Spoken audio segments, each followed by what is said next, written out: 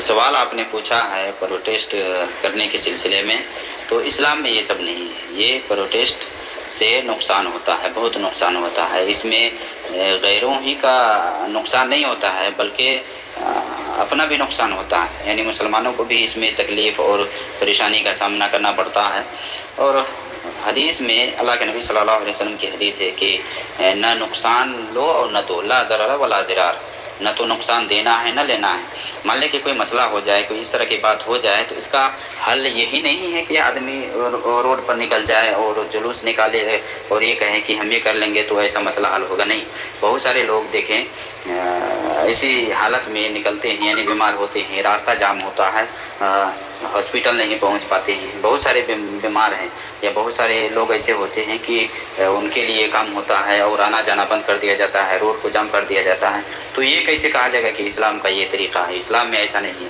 یہ پروٹیسٹ کرنا اور اس طرح سے احتجاج کرنا اور اس حساب سے جلوس نکالنا اور نعرے بازی کرنا، یہ حل نہیں ہے، کسی بھی مسئلے کا یہ حل نہیں ہے، بلکہ اس سے نقصان ہی ہوتا ہے۔ اس میں خطرہ ہی خطرہ ہے، ہر ایک کے لیے خطرہ، اپنا بھی خطرہ ہے اور غیروں کے لیے بھی خطرہ ہے۔ مان لیں کہ جو لوگ بندی کرواتے ہیں، یا مان لیں بہت ساری جگہوں میں مارکیٹس وغیرہ بھی بند کر دیے جاتے ہیں، یا کروا دیتے ہیں لوگ کہ نہیں آپ مارکیٹ نہیں کھولیں گے اور ایسے، تو جو لوگ غریب طبقے کے لوگ ہیں وہ تو اس میں دب جاتے ہیں نا، ان کے لیے کھانے کے لیے بھی میسر نہیں ہوتا ہے۔ تو مسلمان کو چاہیے کہ اس طرح کے جو جلوس نکلتے ہیں اور اس طرح کے جو پروٹیسٹ ہوتے ہیں، یہ سب میں شامل نہیں ہونا چاہیے۔ اصل یہ ہے کہ پروٹیسٹ حرام ہے، سلفی منہج اس بات کی اجازت نہیں دیتا۔ وقتی طور پر پرامن طریقے سے اگر اپنا احتجاج درج کرانے کا معاملہ ہو تو اس سلسلے میں نے اس سے پہلے بھی گفتگو کی تھی کہ ہمیں میمورنڈم پیش کر کے اپنا احتجاج درج کرنا چاہیے۔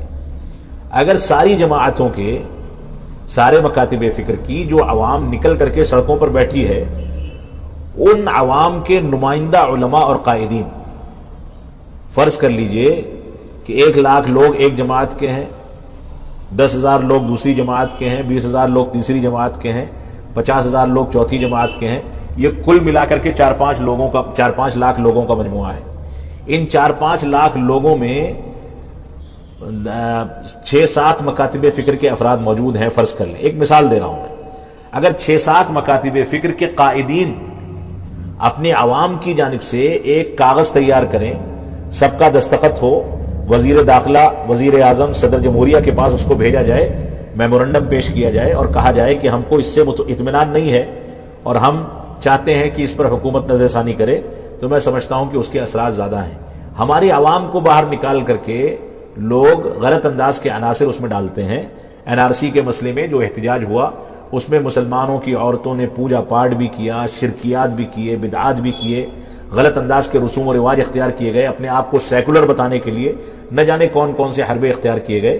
یہ ساری کی ساری چیزیں ہم کو اسلام سے دور کرتی ہیں، لہٰذا ہمیں ان چیزوں سے بچنا چاہیے اور کوشش یہ کرنی چاہیے کہ پرامن طریقے سے اپنی بات حکومت تک پہنچائی جائے، اور اس طریقے سے پہنچائی جائے جس میں مال اور جان اور کسی بھی انداز کے نقصان کا کوئی خدشہ نہ ہو۔ عموماً پروٹیسٹ میں خدشات ہوتے ہیں نقصان کے۔ مسئلے کا حل نہیں نکل سکتا ہے، اور ایسے حل اگر نکالنا ہو تو آدمی دائرے میں رہ کر کے کام کرے۔